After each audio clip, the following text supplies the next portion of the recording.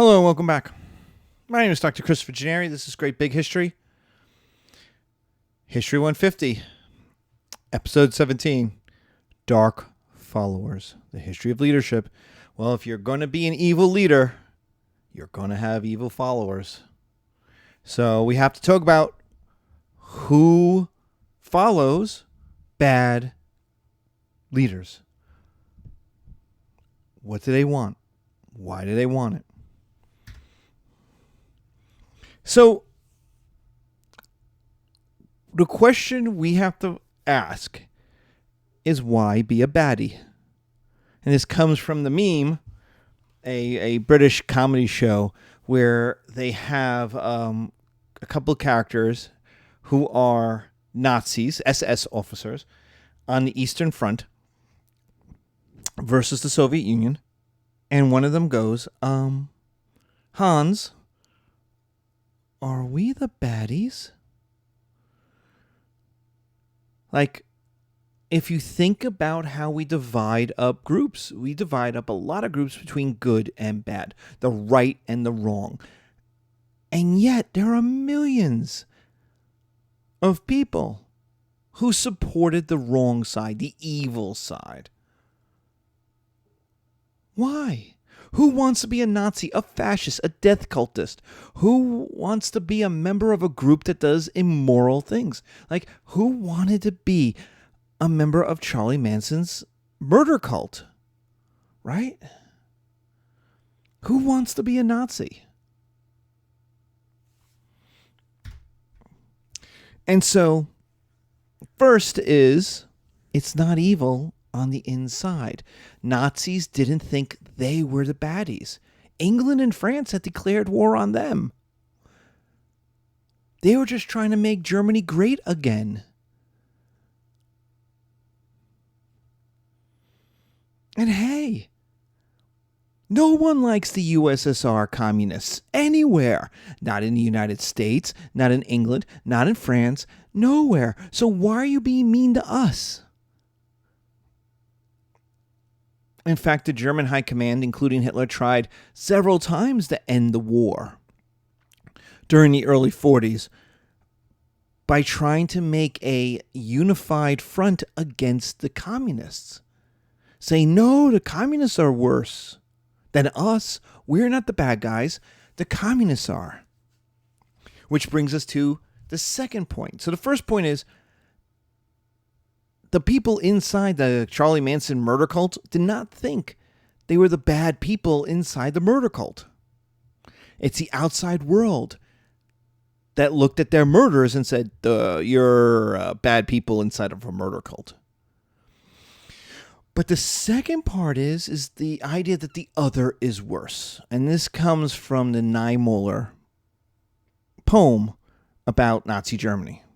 First, they came for the socialists, and I did not speak out because I was not a socialist. Then they came for the trade unionists. I did not speak out because I was not a trade unionist. Then they came for the Jews, and I did not speak out because I was not a Jew. Then they came for me, and there was no one left to speak for me. And the idea is the communists are worse. The Jews are worse. The socialist, trade unionists, and Jews are worse than whatever group Niemöller is a part of. And I'm sure this poem can keep going. Like, it ends here because Niemöller disappears. His character disappears. That's the end of him. But there's like, and then they came for the Catholic Germans. And then they came for, and there'll be another and another and another. And the idea is that those people are worse than who we are. Someone is always worse. You are not the bad guy. Someone else is worse. Third, you get stuff by being part of a group. By being part of the in-group. You might get jobs, money, prestige, dignity, sex, power, violence, or especially purpose. Fascism's big appeal is the sublimation of the individual to the goals, flow, and purpose of the group. On the video, we have Charlottesville, the march in 2017 of white supremacists in Charlottesville. None of them think they're the bad guys. None of them think they're evil. And part of their power is that they're doing it in a group. They're not some just individual racist. No, that would mean they're weird or they are racist. No, there's a group of them, which means they're defending something. Plenty of people who weren't fascists, I should say, especially in Italy, Germany, and Japan during the Second World War, were perfectly fine with fascism because they got jobs in the Depression. They made money. Others get prestige. Hey, the United States put all of its Japanese citizens, not immigrants, citizens, into concentration camps. The people who did it, who built the camps, made money. The people who guarded the camps made money and got jobs. And the people who got those people out of their communities, a lot of them made money because they didn't have the competition for jobs or for businesses. And at the very least, they felt more secure. So you got stuff out of it. The fascist regime in Germany looted. So when it got rid of Jewish people in their cities, well, the Jewish people had houses and apartments and bank accounts. And what happened to all that stuff? It went to somebody. It went somewhere. Somebody started living in that apartment. And if you watch Schindler's List, there's literally a swipe where the Jewish family the well-off Jewish family is being kicked out of their apartment, and they're storing everything and they're carrying what they can on their backs. And as they leave, Oskar Schindler walks in and says, "Oh, this is a great apartment." He was giving it to it for free or by a very low amount of money. So he got an apartment that he couldn't afford otherwise, but he looted it from a Jewish family. So first, you don't think you're evil. Second, you think the other side is always worse. And third, you get stuff, which makes you feel pretty good. Your life gets better. Fourth, you might even get absolution. What if you win? Like, what if the Nazis had won? What if the fascists had won? What if the racists had won? Then racism isn't bad. Then Nazism isn't bad because it won. We see this with the First Crusade. The evil thing you did is actually good. The siege of Jerusalem murdered maybe up to 10,000 people and enslaved the rest of Jerusalem. But church bells rang out in Europe. The Crusaders were absolved of their murder. They got to go to heaven. Now, whether they really went into heaven, I don't know, you don't know, but they believe that because the Pope said that. The whole structure said you get absolution. Even if what you did was murder and evil, it's okay. So if you win, then it's not bad. It can't be bad if you win.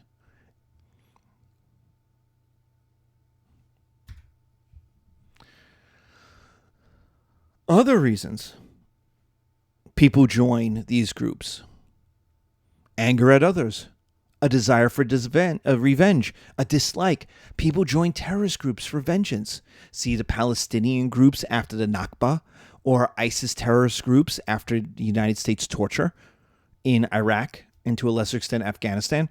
Like, what happens after the catastrophe, after the Nakba? You get knocks on the door. And someone says, "Hello, did the Israelis be mean to you? Did they kill your family? Did they kick you off your land?" And somebody says, "Yes, they did." Would you like to get that stuff back? Yes, I would. Come and join our group. ISIS did the same thing, or the groups that became ISIS did the same thing in Iraq and Afghanistan. Hey, did the Americans torture you? Did they arrest you summarily? Did they not give you a trial? Did they do bad things to you? Yes. come to our meeting. Come join. And plenty of people are angry. And they want vengeance. They're angry at the occupiers. They're angry at the settlers. They're angry at the colonists. They're angry at the militaries. They're angry at the other. And they want revenge. And a group will show up to offer that. Second, people sold out their neighbors for slights or rewards. A lot of the people who ended up in Guantanamo after 9/11 had nothing to do with 9/11. But they had a neighbor who had a slight. They didn't marry their daughter, or they didn't let them have that land, or whatever it was. They didn't sell them the sheep at the good price. And so when the Americans came knocking, hey, do you know any terrorists? They pointed at their neighbor. They pointed at this guy. They pointed at that guy. Aryan versus Jewish Germans. Who sold out Anne Frank? A neighbor did. There's some thought maybe it was a fellow Jewish person who did it to save their own skin. But a neighbor did it. It wasn't the Germans who found Anne Frank. It was a neighbor. And how did it work in Germany? How did it work in Poland? The same way.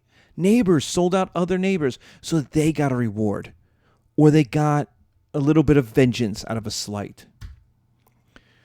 Second is ignorance. So in our other reasons, you could join evil because you don't know it's evil. I didn't know they were evil. Others did evil, but it wasn't me. This is our difference, and we literally do this. We created Germans out of Nazis. In the Second World War, during the war, Germans and Nazis were the same. All Germans were Nazis. In American propaganda, in American news, all Germans were Nazis. After 1945, that doesn't work anymore. Because you can't make peace with Nazis. Nazis are evil. But we needed Germany to be an ally. We wanted to rehabilitate Germany as a Western democratic state. So what America needed to create were Germans. Germans who may have fought in the war, but weren't Nazis. Now here's the problem. They really didn't exist because the Nazi system was wanting to be a totalitarian regime. You had to be in the system and be a part of the system to succeed in the system. So there's a lot of winking and nudging and being like, at least if you weren't running a camp, like there are some people who just cannot. They were too involved to be forgiven. But other people could say, I didn't know. I was just in a military unit. I was just a teacher. I was in the system, yes, but I was so low ranked. I didn't know what was going on. I didn't make any decisions. I didn't kill anybody. I didn't know the camps were there. And so you could plead ignorance, that you're a part of an evil group that you didn't know was evil. Now, should you have known it's evil? Yeah. You were looking the other way. You didn't want to know. But that's also the Manson cult, the Charlie Manson cult. Most members have nothing to do with the murders. Many didn't even know they had happened because they weren't around. They weren't part of it. They weren't privy to the discussions. But were they part of an evil cult? Yes. And finally, fear of the other and propaganda. It's not evil because they want to hurt me. They're making it worse. Do you have an example? No, they just are. How are they making it worse? I don't know, but they just are. And so fear of the other gets played a lot into people being willing to accept and or do evil. They want evil to be done because they fear the other. It's propaganda that has convinced them to be afraid. Maybe it's experience, but it would be anecdotal experience. That's not general experience, right? The experience that happens to me is not necessarily the average or typical experience, but people make it the typical experience. But the idea is that they are making it worse. So it's not evil if I just want it to be better. What is evil's dirty little secret? People like it.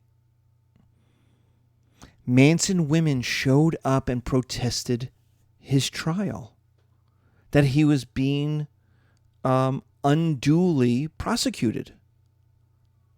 85% of Americans in August 1945 approved of the atomic bomb. Now, we can talk about whether that's a really good poll, given that the war had ended, but it's just the idea that, and we know this, we don't, whether, the atomic bomb being dropped was a terrible thing. An atomic bomb is a terrible thing, right? But in a democratic society that was at war, they were like, sure, do it.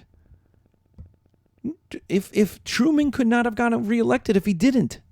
If he had sent troops to invade Japan and they got killed in the hundreds or thousands, in the thousands or tens of thousands, in the 100,000s or millions, that was being predicted,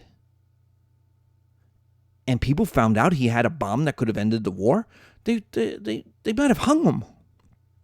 They certainly wouldn't have reelected him. Lieutenant Calley, the only soldier. Now, I don't know how many soldiers participated. A platoon at least, 25 at least, maybe more. But he was the only soldier convicted of the My Lai massacre in Vietnam. He's essentially pardoned. 504 people were murdered, including 17 pregnant women, 117 children, including 53 infants. These are not people who could have defended themselves. These are not people who were a threat to American soldiers.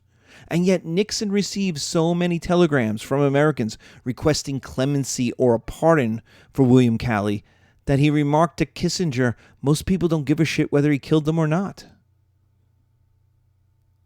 That quote is in Wikipedia. It has a citation in Wikipedia.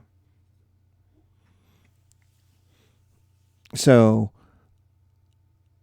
people are okay with evil if the evil does what they support.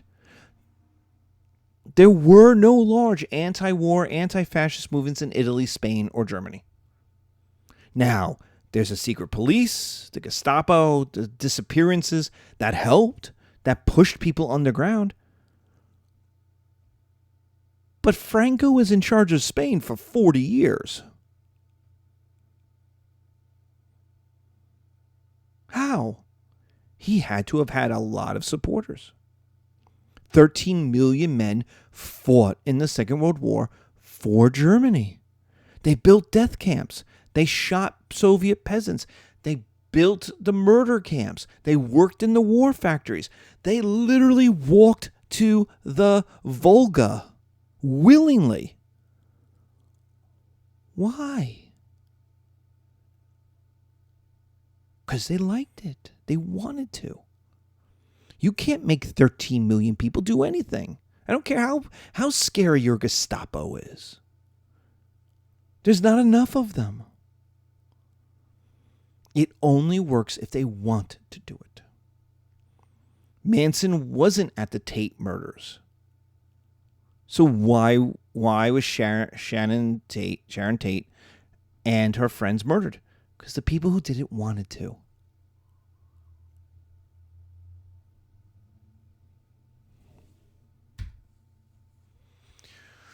The Rise and Fall of the Third Reich by William Schreier is a giant book that I'm going to tell you was on the bookshelves of my grandparents' generation. The generation that fought in World War II, every one of them had that book. It came out in 1960, and what it did was try to explain why the Germans became Nazis and why American men had to go and fight them.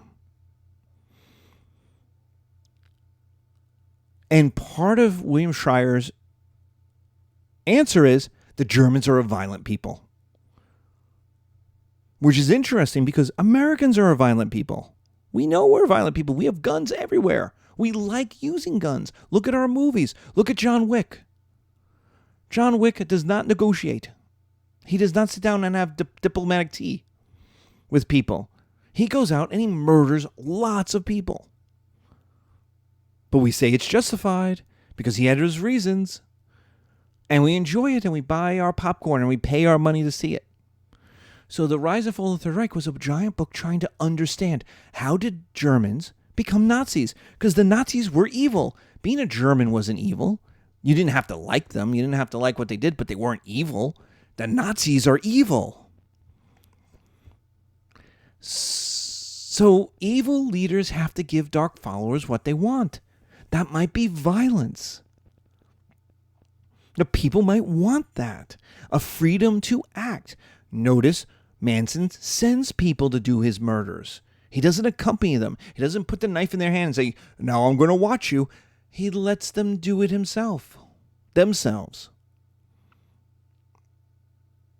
They have the freedom to act. They gain dignity or purpose. Again, back to the Nazis or the fascists in Italy. The idea that they'll have jobs in the middle of a depression, that they'll be making things, that they're working towards the glory of the state, that there's a dignity in how they're living and there's a purpose in it. FDR, with the New Deal, very much talked about this. In trying to ward off fascism, and to a lesser extent communism, he talks a lot about dignity and purpose because capitalism had failed. Now, for evil leaders, they're taking that dignity and the purpose and using it for negative actions, using it for evil. So some people want to do terrible things, and they need a permission structure to do so. And a race war or fascism or an evil cult gives them that permission. They wanted to be bad, but society kept saying no. There's the argument that school shootings have become so ubiquitous, so constant, that they look more like a riot. This is, what's his name? The Malcolm Gladwell. It wrote an article several years ago that said what they do is they go on to online and they form communities. These are people who are reading about other school shooters. They're analyzing it. They're discussing it with other people who are fanboys of school shooters. And then they basically are in competition. Oh, I can do better than that. I can do more than that. Oh, they killed 10 people. I'm going to kill more than that. And it's part of a group.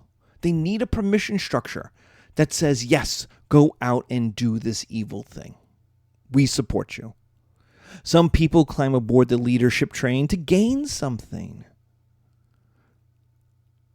Others do terrible things, and then they need to stay with the group in order to cleanse their morality. See, they're bad. They did a bad thing. And this is the way like the mob works. This is the way gangs like to work. You're a good person. Okay, here's a gun. Go shoot that person. They're evil. They owe us money. There's something. Once they commit that crime, they can't leave the group anymore because now the group is the only thing that's protecting them. The group keeps them in. They have a society in the group. Otherwise, they're a criminal. Otherwise, they're a murderer instead of a freedom fighter. So some people climb aboard the leadership train to gain something. Or they overlook the evil because they gain something. We see this in the Zone of Interest movie, which is about the commandant of Auschwitz and his family. They got a nice suburban German life.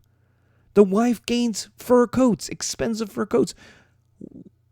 What are they?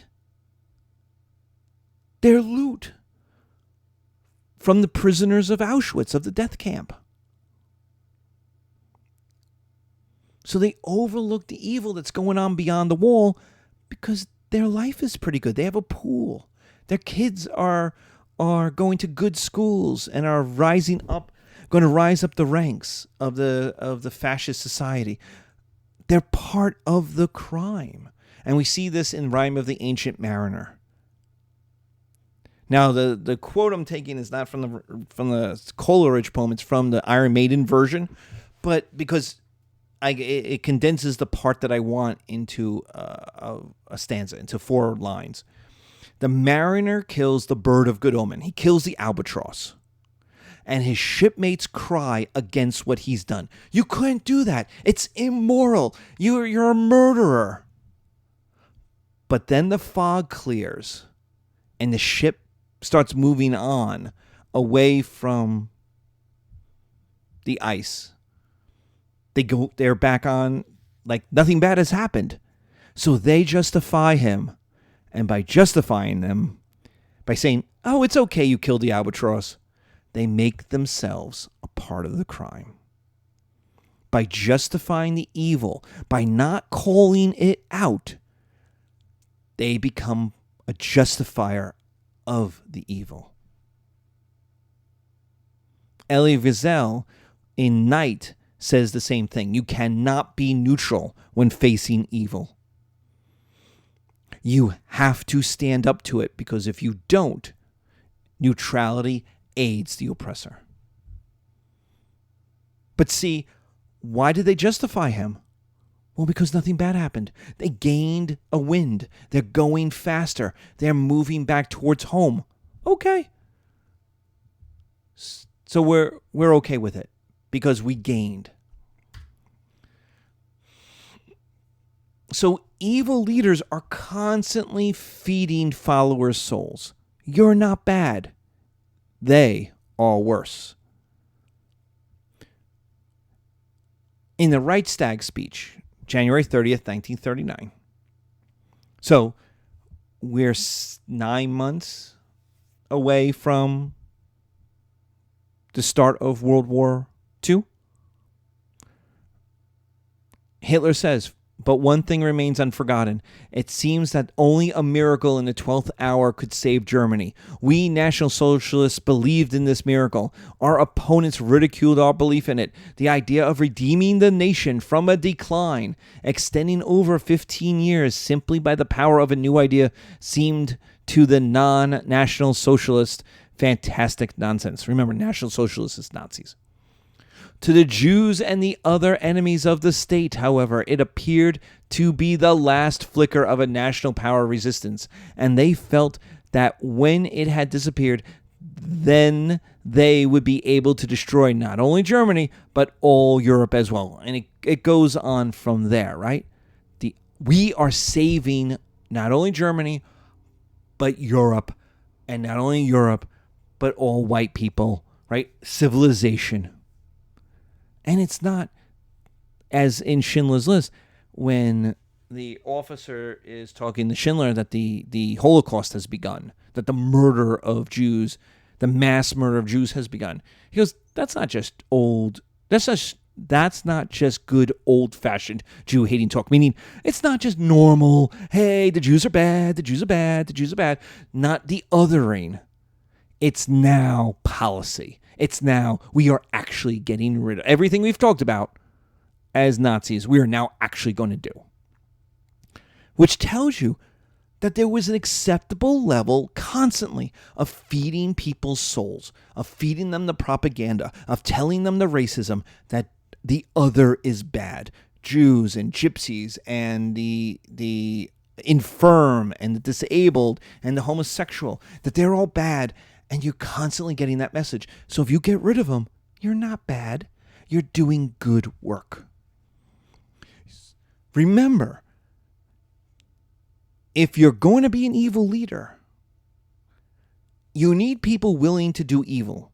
And there are a group of people who will do it willingly. They want to do it. The people marching on Charlottesville wanted to be there. Nobody paid them. Nobody asked them to be there. They did it on their own. But there is a much larger group that you need if you're going to be an evil leader. And that's the group that doesn't really want to do evil, but will if they don't think the evil is actually evil. And you have to constantly fight their morality. You have to constantly convince them the group is better, that they can't leave, that what they're doing is fine, what they're doing is good, that they're absolved of any sins. Constantly feeding their souls to quell their doubts. We talked about this a bit with cults. You have to always quell their doubts. So not only do you need to tell people they're not bad, the other people are worse. A really good evil leader will tell them that they are good. What you do is good and important and necessary. And when I kind of wrote those lines, I went, oh, that is from Severance. Severance, the show on Apple TV, where they debate the work. What are we doing? Why are we doing these numbers? Why are we dealing with these numbers? And it's, hey, the work is mysterious and important. They are constantly told that you don't know what the work is, but it's important. And it's mysterious. Nobody really knows what it is, but it's important. You're not doing evil. So the quote from the Vietnam War, we had to destroy a village to save it.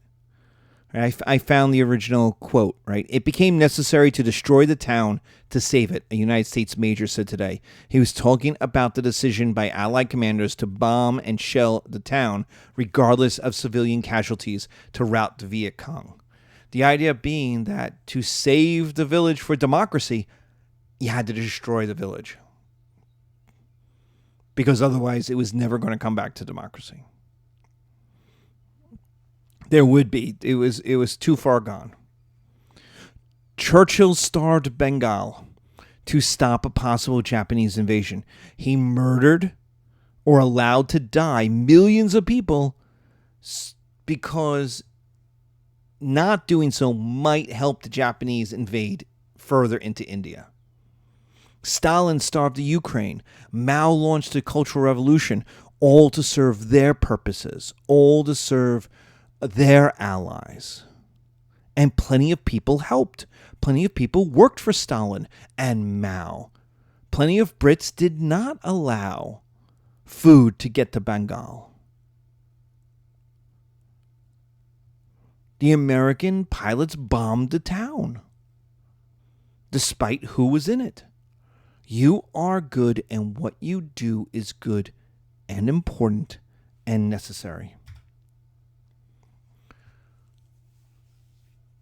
The world we are creating will be better. We see this all over.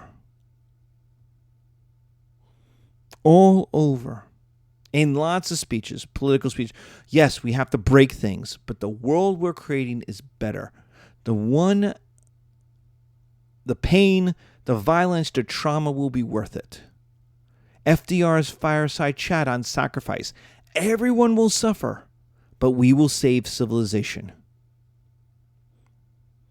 And, okay, so is FDR evil? No. But you can bet Hitler, Mussolini, Stalin all had speeches of the same tone. Are you a businessman or do you own stock in a business corporation? Well, your profits are going to go down. Your income will be subject to higher taxes. Are you a retailer? You're going to have limits placed on how high prices you can charge. Right? FDR goes through.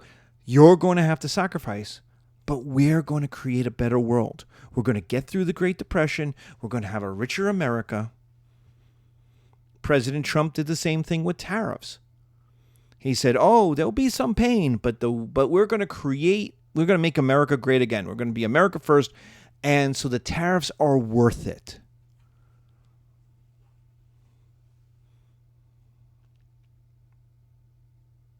So evil leaders have to constantly feed the followers' souls, because if you're losing your job because of the high tariffs, if you can no longer sell your soybeans to China, then you're hurt, and that sucks. And you're like, no, I don't like President Trump right now. But if you believe that the world is going to be better and you're going to be able to sell a lot more soybeans, then you may go, okay, but it's worth it now for a better tomorrow. So evil leaders are constantly feeding the followers' souls. You're not bad. In fact, you're good. And the bad things we're doing right now will make tomorrow better.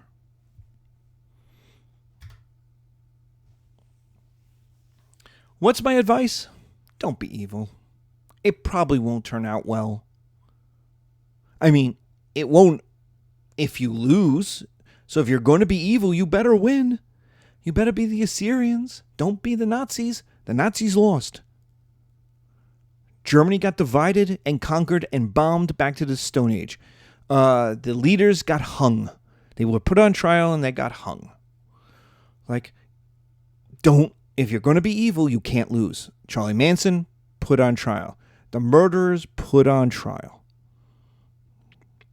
Even Google's old model, don't be evil.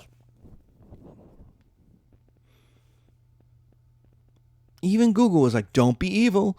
And on April 18th, 2025, it was declared a monopoly in district court that it had broke the law to dominate advertising online. Do you think anyone working for Google was asking, are we the baddies? And yet, what did the courts find? You are the baddies. You created an illegal monopoly. You hurt other businesses. You are the baddies. And their motto was, don't be evil. But in 2011, their market cap was $260 billion. Now it's nearly 10 times the size. So being evil paid pretty well. There's lots of people who are paid hundreds of thousands of dollars for regular programming and engineering jobs. They're better paid than than they would get anywhere else. And are they like, oh, am I murdering people? No. But did a monopoly wipe out other businesses? Did it hurt other people? Did it hurt maybe did it hurt America itself? Sure, because by having a monopoly, they could charge higher rates. They benefited by hurting other people. But it paid well. Don't lose. If you're going to be evil, don't lose. And that's what you have to do for dark followers. They want things. Sometimes those are external things, money. Sometimes they're internal things, prestige, dignity. But as a dark leader, you have to give it to them. You have to always do it because you're fighting against their own morality. You're fighting against the thing they tell their kids. You're always competing with the questioning in their head, should they be doing what they're doing? And what you need to do as a dark leader is get rid of that voice. So that what they think is whatever they do on their own, they don't have to be told. Whatever they do on their own is good, is right. All right, so be careful. That's a tough one. Lots of Nazis, lots of cults. Be careful. Thank you.